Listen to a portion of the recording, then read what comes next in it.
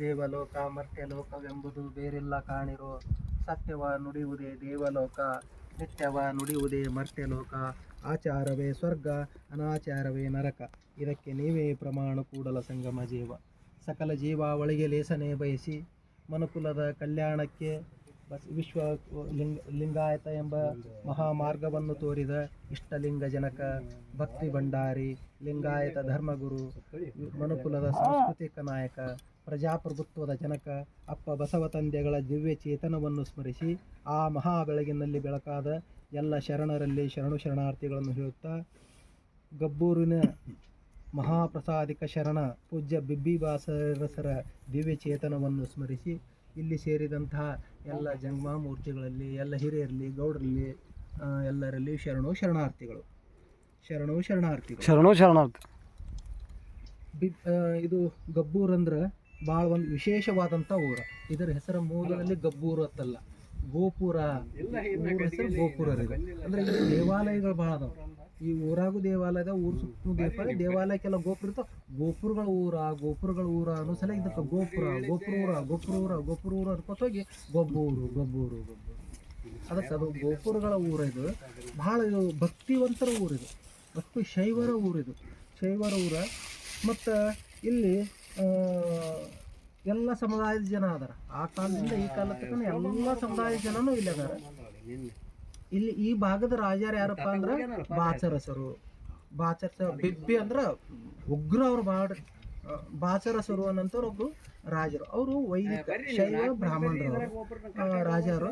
ಅವರೊಬ್ಬರು ಮಾಂಡಳಿಕ ರಾಜರು ಅಂದ್ರೆ ಒಂದು 100 ಊರುಗಳಿಗೆ ಅವ್ರು ರಾಜರಿದ್ರು.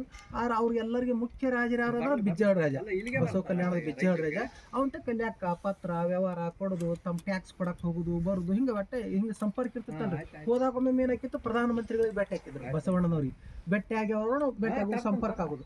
ಇವರು ಬ್ರಾಹ್ಮಣರು, ಅವರು ಬ್ರಾಹ್ಮಣರು, ಮತ್ತು ಕುಲಬಾಂಧವರು ಅಲ್ಲಿಂದ ಮನೆ ಕರ್ಕೊಂಡು ಹೋಗೋದು, ಪ್ರಸಾದ ಮಾಡಿಸೋದು, ಇದು ಮಾಡೋದು. ಹಿಂಗೆ ಶರಣರ ಬಗ್ಗೆ ವಚನ ಹೇಳೋದು, ಇದು ಮಾಡೋದು. ನಿಧಾನಕ್ಕೆ ಇವ್ರಿಗೆ ಆಸಕ್ತಿ ಬರಾಕ್ತೈತಿ. ಅಂದರೆ ಈ ಶರಣ ಮಾರ್ಗದ ಕಡೆ, ಲಿಂಗ ಮಾರ್ಗದ ಕಡೆ ಇವ್ರಿಗೆ ನಿಧಾನಕ್ಕೆ ಆಸಕ್ತಿ ಬರಾಕ್ತಿತ್ತು. ಅದೇ ಸಮಯದೊಳಗೆ ಏನಾಕೈತಿ ಅಂದ್ರೆ ಬಸವಣ್ಣನವರು ಇದಕ್ಕೆ ಹೋಗಿರ್ತಾರೆ, ಕಾಶ್ಮೀರಕ್ಕೆ ಹೋಗಿರ್ತಾರೆ. ಕಾಶ್ಮೀರಕ್ಕೆ ವ್ಯವಹಾರ ಮಾಡ್ಕೋತಾರೆ. ಅಂದ್ರೆ ಇವ್ರ ರಾಜ್ಯ ಅಲ್ಲೇ ತನಕ ಬೆಳೆದಿರ್ತೈತಿ ರೀ. ಕಾಶ್ಮೀರಕ್ಕೆ ಅಲ್ಲಿ ಆ ರಾಜರ ಜೊತೆ ಏನೋ ಒಂದು ವ್ಯವಹಾರಕ್ಕೆ ಹೋದಾಗ ಅಲ್ಲೆಲ್ಲ ಏನು ಈ ಶೈವ ಜಂಗಮರು ಇರ್ತಾರಲ್ರಿ, ಈ ಸ್ಥಾವರಲಿಂಗಗಳನ್ನು ಪೂಜೆ ಮಾಡೋರು, ಶೈವ ಜಂಗಮರು ಎಲ್ಲರೂ ಬರ್ತಾರೆ. ಬಸವಣ್ಣವ್ರು ಬಂದಾರ, ಏನೋ ಲಿಂಗ ಕಂಡು ಹಿಡ್ದಾರ, ಲಿಂಗ ಐತಿ ಏನೋ ಐತಿ ಅಂತ ಬರೋಣ ಅವ್ರಿಗೆಲ್ಲ ಹೇಳ್ತಾರೆ. ಲಿಂಗ ತತ್ವ ಎಲ್ಲ ತಿಳಿಸಿ ಹೇಳ್ತಾರೆ. ಹಿಂಗೆ ಇದು ಇಷ್ಟ ಲಿಂಗ ಆತಾರ, ಇದು ಹಿಂಗೆ ಕೆಲಸ ಮಾಡ್ತೈತಿ, ಇದನ್ನು ಕಟ್ಕೋಬೇಕು, ಇದನ್ನ ಹಿಂಗೆ ಸಾಧನೆ ಮಾಡ್ಬೇಕು, ಹಿಂಗೆಲ್ಲ ತಿಳಿಸಿ ಹೇಳ್ತಾರೆ. ಇಲ್ಲ ನಾವೇನೋ ಹೆಚ್ಚಿಗೆ ತಿಳ್ಕೊಬೇಕು ರೀ, ಹೆಂಗೆ ಮಾಡ್ಬೇಕು ರೀ, ನೀವು ಇನ್ನೊಂದು ಸ್ವಲ್ಪ ದಿವ್ಸ ಇರ್ರಿ, ಇಲ್ಲ ನನ್ನ ಕಲ್ಯಾಣದಾಗ ಕೆಲಸ ಭಾಳ ಅದಾವ, ನಾನು ಹೋಗ್ಬೇಕು. ಹೆಂಗಾರೆ ನಾವು ಅದನ್ನು ತಿಳ್ಕೊಬೇಕು. ನಾವು ನಿಮ್ಮ ಜೋಡಿನೇ ಬರ್ತಾವ. 6000 ಮಂದಿ ಬರ್ತಾರೆ ರೀ ಗೌಡ್ರು. 6000 ಮಂದಿ ಕಾಶ್ಮೀರದಿಂದ ಕಲ್ಯಾಣಕ್ಕೆ ಬಂದ್ಬಿಡ್ತಾರೆ.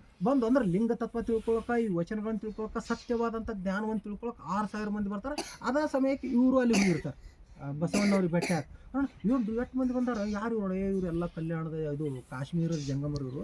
ಅದಕ್ಕೆ ಲಿಂಗ ತತ್ವ ಎಲ್ಲ ತಿಳ್ಕೊಂಡು ಅಂದ್ರೆ ಶೈವ ಮಾರ್ಗವನ್ನು ಬಿಟ್ಟು ಈ ಲಿಂಗಾಯತ ಮಾರ್ಗಕ್ಕೆ ಬರಾಕ ಇದು ಬಂದಾರ. ಇದು ತಿಳ್ಕೊಂಡು ಎಲ್ಲ ಇದು ಮಾಡ್ತಾರೆ. ಯೇಸು ಸಾಹೇಬ್ ಬಂತು 1 ತಿಂಗಳಾಯ್ತು, ಎಲ್ಲ ಭಾಳ ಪರಿಪೂರ್ಣ ಆಗ್ಯಾರ, ಭಾಳ ಜ್ಞಾನಿಗಳಾಗ್ಯಾರ, ಲಿಂಗ ಕಟ್ತಾರಲ್ಲ. ಹಂಗೆ ನಮ್ಮೂರಿಗೆ ಒಂದು 2 ಮಂದಿ ನಮ್ಮ ದುಡಿ ಇಟ್ಟು ಕಳಿಸಿರ್ಲ ಆತಾರೆ. ಯಾರು ಬೇಡ್ತಾರೆ, ಕರ್ಕೊಂಡು ಹೋಗ್ರಿ ಬಾಚರಿಸ್ರು ಹೇಳ್ತಾರೆ. ಅವಾಗ ಒಂದು 100 ಜನರ ಶರಣರನ್ನ ಇವ್ರ ಜೊತೆ ಬರ್ತಾರೆ. ಅದ್ರೊಳಗೆ ಇದ್ರೊಳಗೆ ಮುಖ್ಯರಾದವ್ರಂದ್ರೆ ಚೆನ್ನವೀರ ಶರಣರು.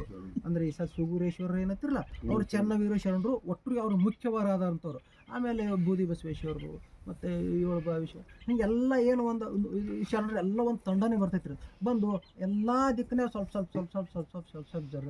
ಅವಾಗ ಚೆನ್ನವೀರ ಶರಣರು ಅಂತಾರೆ, ಇಲ್ಲಿ ಬಂದ ಮೇಲೆ ನೋಡಪ್ಪ, ನೀವು ನಮಗೆ ಇದು ಮಾಡೋಕ್ಕಂದ್ರೆ, ನಮ್ಗೆ ಕಾಳಜಿ ಮಾಡೋಕ್ಕಾದ್ರೆ ನಮ್ಗೆ ಪ್ರಸಾದ ವ್ಯವಸ್ಥೆ, ನಮಗೆ ಇಳ್ಕೊಳ್ಳೋ ಎಲ್ಲ ವ್ಯವಸ್ಥೆ ಮಾಡ್ತೀನಿ ರೀ. ನಮಗೆ ಪ್ರಸಾದ ವ್ಯವಸ್ಥೆ ಮಾಡೋಕ್ಕಾದ್ರೆ ನೀವು ಲಿಂಗ ಕಟ್ಟಬೇಕು.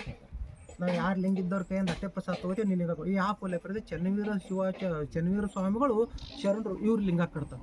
ಲಿಂಗ ಕಟ್ಟಿ ಅವ್ರಿಗೆ ಲಿಂಗ ಕಟ್ಟಿ ಆಶೀರ್ವಾದ ಮಾಡಣೆ ಅವ್ರಿಗೆ ಭಾಳ ಆನಂದ ಆಗಿಬಿಡ್ತದೆ. ಭಾಳ ಆನಂದ ಆಗಿ ಏನೈತಿ ಜೀವನದಾಗ ಎಲ್ಲ ಬಿಟ್ಟು ಹೋಗೋದೈತಿ.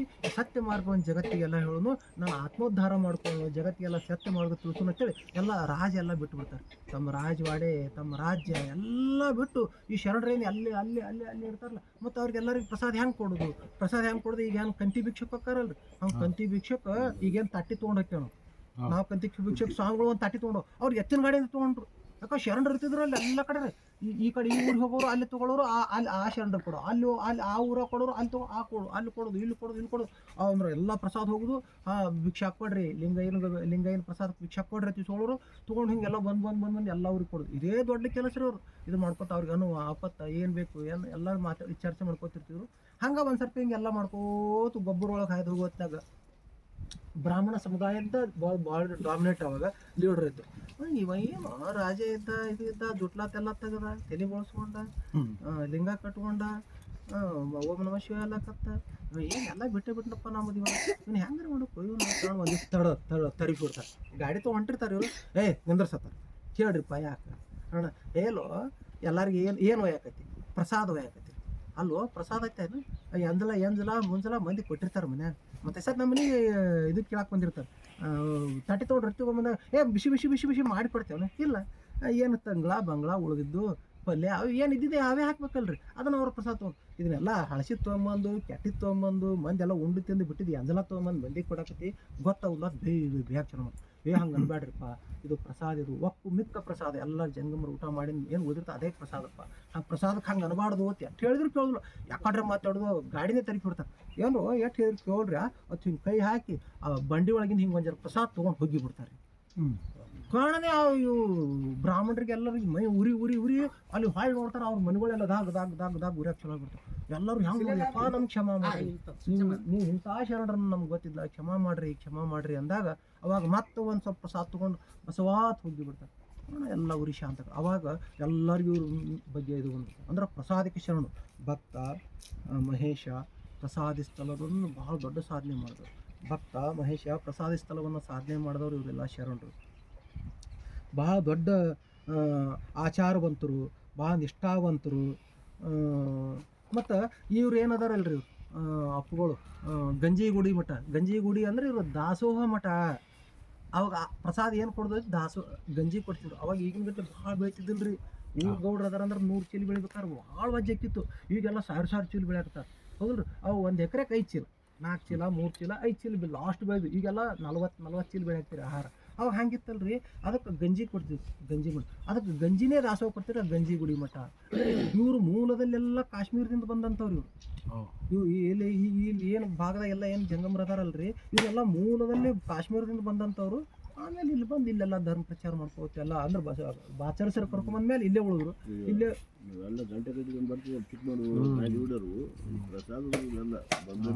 ಹೌದು ಪ್ರಸಾದ ಕೊಡೋದು ಅಂದ್ರೆ ಇವ್ರಿಗೆ ಏನಾಯ್ತು ಸಾಲಿ ಮಠ ಅಂದ್ರೆ ಸಾಲಿ ಕಲ್ಸೋದು ಎಲ್ಲ ಮಂದಿ ಸಾಲಿ ಕಲ್ಸೋದು. ರುದ್ರಾಕ್ಷಿ ಕಟ್ಟೋದು. ಅಲ್ಲಿಂದ ವಿಭೂತಿ ಮಠ ವಿಭೂತಿ ತಯಾರು ಮಾಡೋದು. ಕಂತಿ ಮಠ ಅಂದ್ರೆ ಲಿಂಗ ಕಂತಿ ಮಾಡೋದು ಎಲ್ಲರೂ ಲಿಂಗ ಕೊಡೋದು. ಅಲ್ಲಿಂದ ದಾಸೋಹದ ಮಠ ಗಂಜಿ ಮಠ ಇವ್ರ ಚಿಕ್ಕ ಮಠ ಅಲ್ಲಿಂದ ಮೂಲಿ ಮಠ ಎತ್ತರದ ಮಠ ಕಲ್ಲಿನ ಮಠ ತೆಗ್ಗಿನ ಮಠ ಹಿಂಗೆಲ್ಲ ಅವ್ರವ್ರ ಇದ್ರ ಮೇಲೆ ಅವ್ರ ಹೆಸರುಗಳು ಬಂದು ಹಿಂಗೆಲ್ಲ ಧರ್ಮ ಪ್ರಚಾರ ಮಾಡ್ಕೊತ ಬಂದರು. ಅಂಥ ಒಂದು ಭಾಳ ದೊಡ್ಡ ಶರಣರು. ಅದಕ್ಕೆ ಈ ಊರಾಗ ಎಲ್ಲಾರು ಬಾಟ್ ಜನರ ಹೆಸರೆಲ್ಲ ಅದಾವ್ರು. ಬಿಬ್ಬಯ್ಯ ಬಿಬಿ ಬಾಚಯ್ಯ ಅಲ್ಲಿ ಬೆಬ್ಬಣ್ಣ ಎಲ್ಲ ಸಮುದಾಯದಾಗ. ಮತ್ತೆ ಈ ಕಟ್ಟೆ ಇದಕ್ಕೆ ಅರ್ಪಣ ಕಟ್ಟೆ ಅಂತ ಕಟ್ಟೆಪ್ಪ ಅರ್ಪಣ ಕಟ್ಟೆಪ್ಪ ಹಿಂಗೆ ಊರಾಗೆಲ್ಲ ಬಾಟ್ ಜನರು ಅಂದ್ರೆ ಬರೀ ಒಂದೇ ಸಮುದಾಯ ಅಲ್ಲ ಇಡೀ ಎಲ್ಲಾ ಸಮುದಾಯದೊಳಗೂ ಈ ಹೆಸರು ಅಂತೊಂದು ಅಷ್ಟೊಂದು ಇದು. ಈ ಬಿಬ್ಬಿ ಬಾಚಯ್ಯ ಶರಣರು ಇವ್ರು ಏನಾದ್ರಲ್ಲ 800-900 ವರ್ಷ ಆದರೂ ಇದು ಭಾಳ ಜಾಗೃತವಾದಂಥ ಸ್ಥಳ. ನಾವು ನಿನ್ನೆ ರಾತ್ರಿ ಎಲ್ಲ ಇಲ್ಲೇ ಇದ್ದೆವು. ಎಲ್ಲ ಶರಣರ ಚೇತನ ಇಲ್ಲೆಲ್ಲ ತಿರುಗಾಡ್ತಿತ್ತು ನಮ್ಗೆ ಕಲ್ಪನೆ. ನಾನು ಎಷ್ಟೊತ್ತಿಗೆ ಮಲ್ಕೊಳ್ಳೋದೆ 11 ಗಂಟೆ ಮಲ್ಕೊಂಡಿನಿ. 12 ಗಂಟೆ 5 ನಿಮಿಷ ಎಚ್ಚರ ಆಗ್ಬಿಡ್ತು. 1 ತಾಸೇ ನನಗೆ ಎಷ್ಟು ನಿದ್ದೆ ಆಗಿತ್ತು ಅಂದ್ರೆ 8 ತಾಸು ದಿವಸ ನಿದ್ದೆ ಮಾಡಿದಾಗ ಎಷ್ಟು ನಿದ್ದೆ ಆಗಿರ್ತದಲ್ರಿ ಅಷ್ಟು 1 ತಾಸನೇ ನಿದ್ದೆ ಆಗಿತ್ತಂತ. ಆಮೇಲೆ ಎದ್ದು ಮುಖ ತಕ್ಕೊಂಡು ಮತ್ತೆ ಅಲ್ಲಿ ಪೂಜೆ ಮಾಡ್ಕೊಂಡು ಇಲ್ಲಿ ಮಹಾಚೇತನೆ ಇಲ್ಲಿ ಯಾರೇನು ಬಂದು ಏನು ಕೇಳ್ಕೊತೀರಿ ಏನು ಇದು ಮಾಡ್ತೀರಿ ಅದೆಲ್ಲ ಈಡೇರೇ ಬಿಡ್ತಾರೆ. ಅದಕ್ಕೆ ನಾವು ಹಂಗೆ ಈಡೇರ್ತಾವೆ ಇದು ಮಾಡ್ತಾವಂದ್ರು ಆ ಶರಣರು ಹೆಂಗೆ ಬದುಕಿದ್ರಲ್ಲ ಹಂಗೆ ನಾವು ಬದುಕಬೇಕು. ಲಿಂಗ ಕಟ್ಕೋಬೇಕು ವಚನಗಳನ್ನು ಓದಬೇಕು ಈ ಥರ ಎಲ್ಲ ಮಾಡ್ಕೋತಾರೆ ಇವ್ರು ಶರಣರು. ಇವರು ವಚನಗಳನ್ನು ಬರೆದಾರೆ. ಇವರು ಏಣಾಂಕದಾರ ಸೋಮೇಶ್ವರ ಲಿಂಗ ಇವರು ವಚನ ಅಂಕಿತ. ಇವರು ವಚನಗಳನ್ನು ಬರೆದಾರೆ. ಇವು ಭಾಳ ಸಾವಿರಾರು ವಚನಗಳನ್ನೆಲ್ಲ ಬರೆದಿದ್ರು. ಆದ್ರೆ ನಮಗೆ ಲಭ್ಯವಾದ ಕಲ್ಯಾಣ ಕ್ರಾಂತಿ ಒಳಗೆ ವಚನಗಳು ಸುಟ್ಟು ಹಾಕಿಬಿಟ್ರು. ಈ ವೈದಿಕರು ಈ ವಚನಗಳು ಈ ಬರೀ ಶರಣರನ್ನು ಪ್ರವಾಸ ಮಾಡೋದಲ್ಲ ಶರಣರು ಕೊಂದ್ರ ಸತಿ ಈ ವಚನಗಳು ಉಳಿದು ಅಂದ್ರೆ ಈ ವಚನಗಳನ್ನ ವಿಚಾರ ತೊಗೊಂಡು ಮಂದಿ ಶಾಣೆ ಆಕೈತಿ. ಮಂದಿ ಶಾಣೆ ಆಗ್ಬಾರ್ದು. ಮಂದಿ ಹಿಂಗೆ ಮೌಢ್ಯದಾಗೆ ಇರಬೇಕು ಅದು ತಿಳ್ಕೊಂಡು ವಚನಗಳನ್ನ ನಾಶ ಮಾಡಿದ್ರು. ಅಂತ ನಾಶ ಆಗಿ ಅಳದು ಉಳಿದಂಥ 102 ವಚನಗಳು ಮಾತ್ರ ಇವು ನಮ್ಮ ಬಿಬ್ಬಿ ಬಾಚರ ಸಿಗ್ತಾವೆ. ಮತ್ತು ಎಲ್ಲ ವಚನಗಳು ಹೆಂಗಂದ್ರೆ ಹೆಚ್ಚಿನ ವಚನಗಳು 100% ವಚನಗಳೆಲ್ಲ ಬೆಡಗಿನ ವಚನಗಳು. ಬೆಡಗಿನ ವಚನಗಳು ಅಂದ್ರೆ ಅವು ಮ್ಯಾಗ ಒಂಥರ ಅರ್ಥ ಆಕೈತಿ, ಅವ್ರ ಅಂತರಾಳದೊಳಗೆ ಅದ್ರ ಅರ್ಥ ಬೇರೆ ಇರ್ತೈತಿ. ಹಂಗೆ ಬೆಡಗಿನ ವಚನಗಳು ಇವರು ವಚನಗಳು. ಅದ್ರಾಗ ಸರಳನು ಒಂದು ವಚನ 2 ವಚನ ನೋಡು. ಅದ್ರಾಗ ಶರಣರ ಸಂಘದ ಮಹತ್ವ ಏನು, ಶರಣರ ಸಂಘದ ಕುರಿತು ಏನು ಹೇಳ್ತಾರಪ್ಪ. ಬಸವಣ್ಣನ ಪ್ರಸಾದವ ಕೊಂಡ ಕಾರಣ ನನಗೆ ಭಕ್ತಿ ಸಾಧ್ಯವಾಯಿತು. ನನಗೆ ಭಕ್ತಿ ಅನ್ನೋದು ಹೆಂಗೆ ಬರ್ತಪ್ಪ ಅಂದ್ರೆ, ಭಕ್ತಿ ಅಂದ್ರೆ ಪ್ರೀತಿ.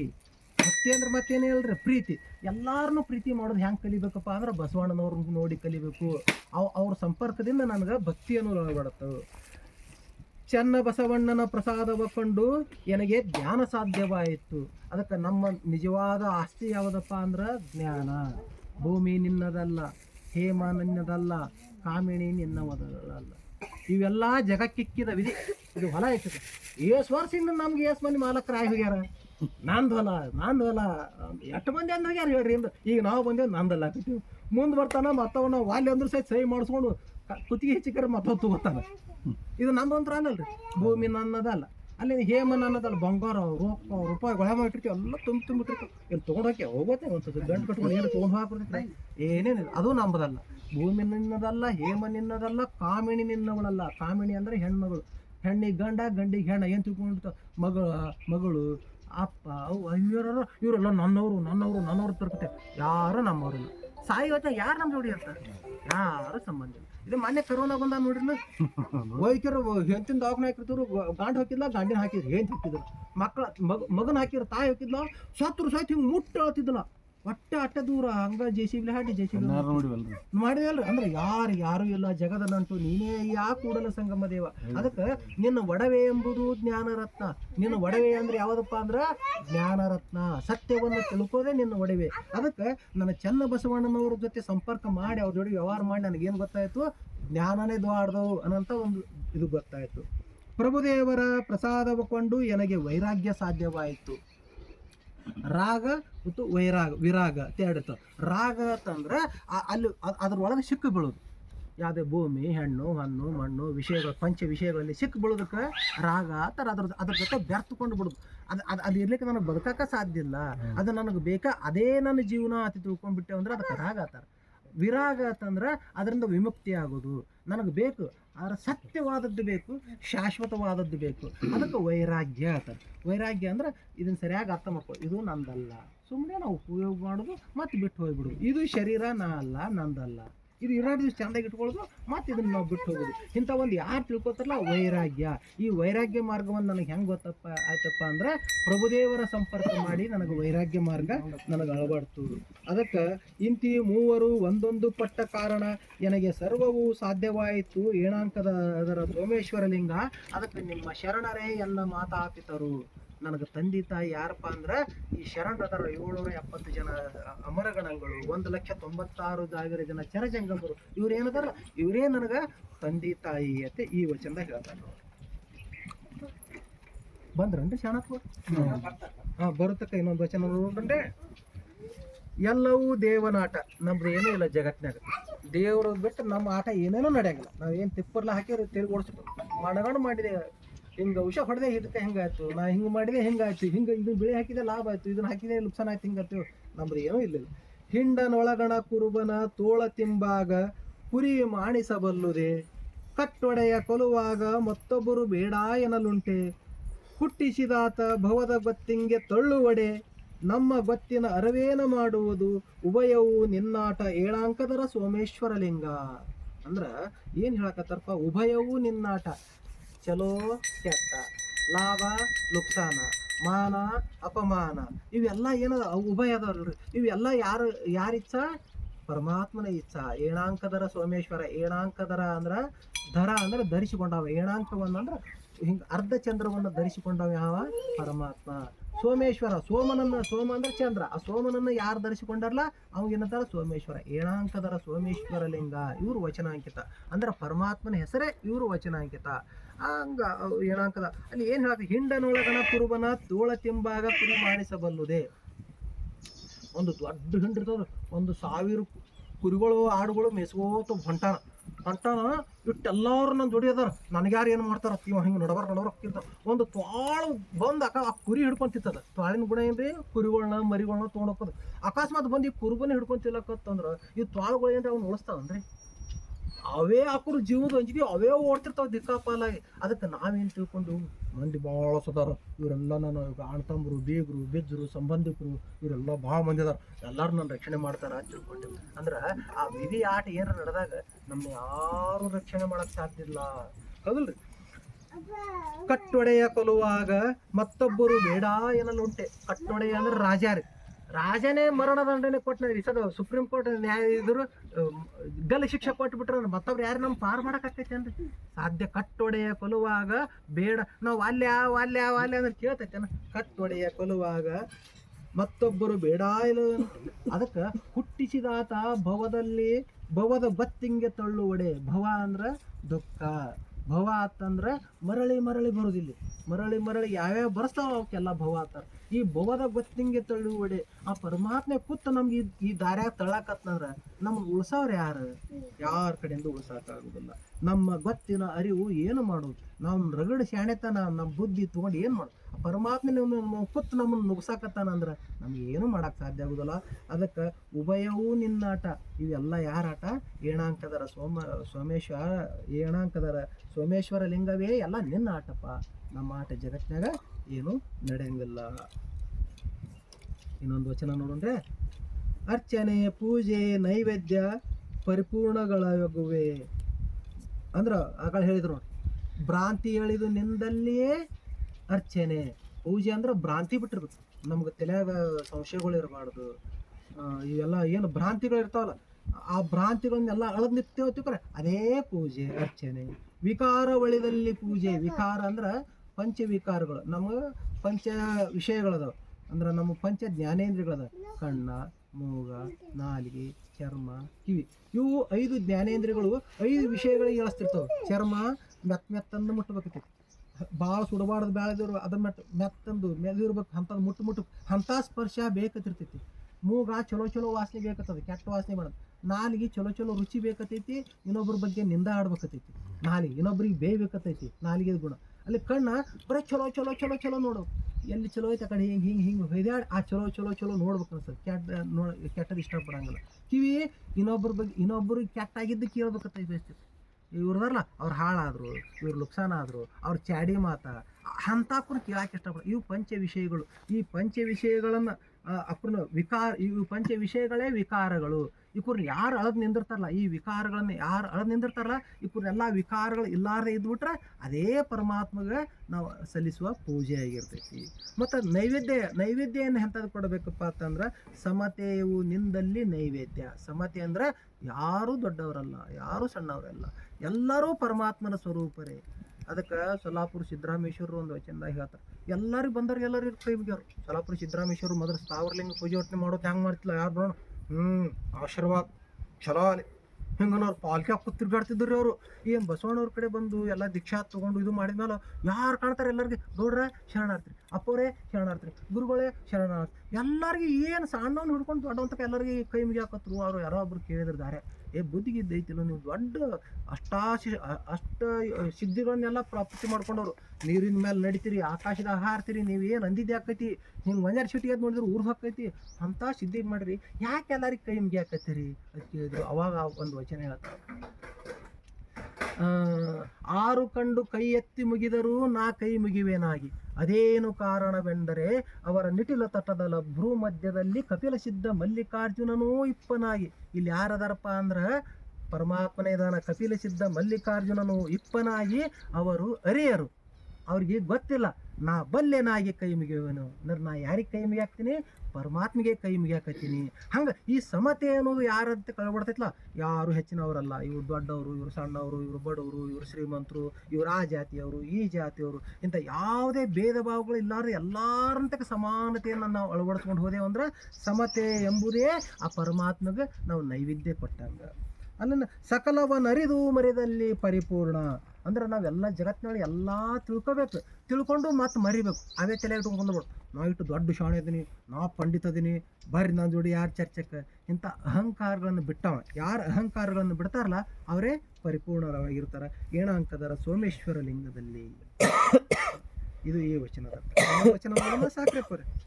ಅವ್ರು ಪ್ರಸಾದ ಬರ್ತಕ್ಕ ನೋಡಬೇಕಲ್ಲ, ಮತ್ತೆ ಈಗ ಪ್ರಸಾದ ತೊಗೊಂಬರ್ರಿ ಶ್ರೀಶೈಲ. ಇನ್ನೊಂದು ವಚನ ನೋಡೋಣ, ಇನ್ನೊಂದು ವಚನ ನೋಡಿ ತಗಪ್ಪ ಶ್ರೀಶೈಲ. ಕುಂದ್ರಿ ಎಲ್ಲಾರು, ಯಾಪ ಪ್ರಸಾದ ಮಾಡ ಎಲ್ಲಾರು ಕುಂದ್ರಿ. ಶ್ರೀಶೈಲರು